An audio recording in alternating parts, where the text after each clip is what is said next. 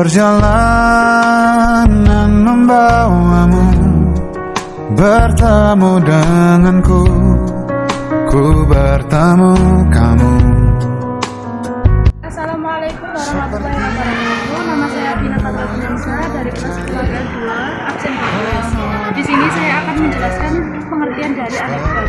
Pengertian dari anekdot adalah jenis narasi yang berisi kisah ringan, lucu, atau menarik yang bertujuan untuk menghibur pembaca sekaligus menyampaikan pesan atau makna yang terkandung di dalamnya.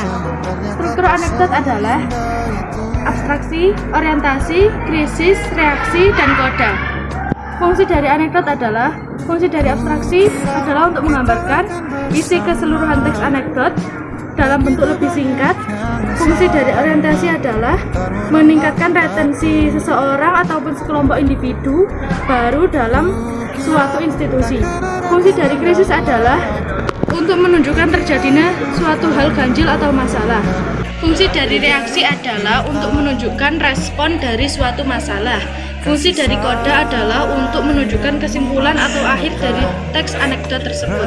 Teks anekdot adalah untuk mengungkapkan suatu kebenaran yang di dalamnya ada sindiran secara tidak langsung.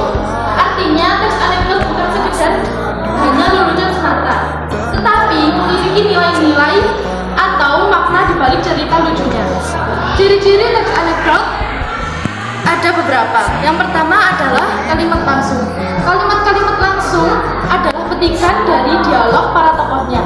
Sedangkan kalimat tidak langsung merupakan bentuk percakapan kembali dialog seorang tokoh.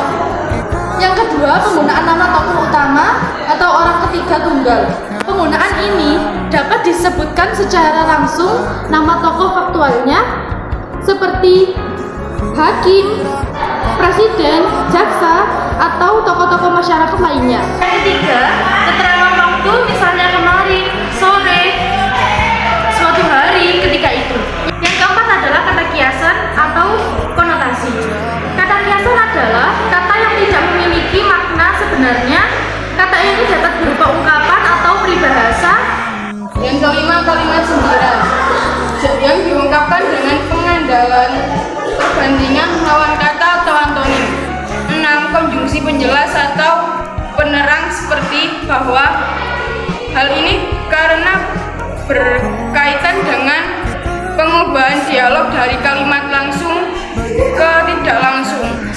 7. Kata kerja material adalah kata yang menunjukkan suatu aktivitas yang dapat dilihat oleh panca indera. 8. Kata kerja materi, kata yang menyatakan sesuatu yang dipikiran atau dirasakan seorang tokoh. 9. Konjungsi sebab akibat merupakan kata penghubung yang menyatakan sebab akibat seperti demikian, oleh, karena itu, maka, dan sehingga. 10. Kalimat imperatif adalah kalimat yang bersifat atau memberi perintah atau dapat juga berupa peringatan atau larangan. 11. Kalimat seru.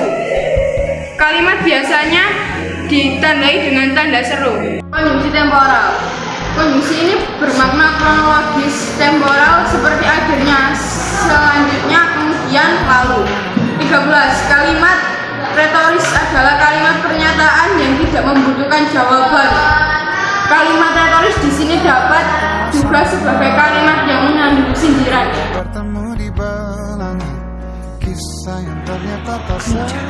Suatu hari di suatu kelas ada 2 orang anak yang membahas tentang wewenang dan tugas dari DPR.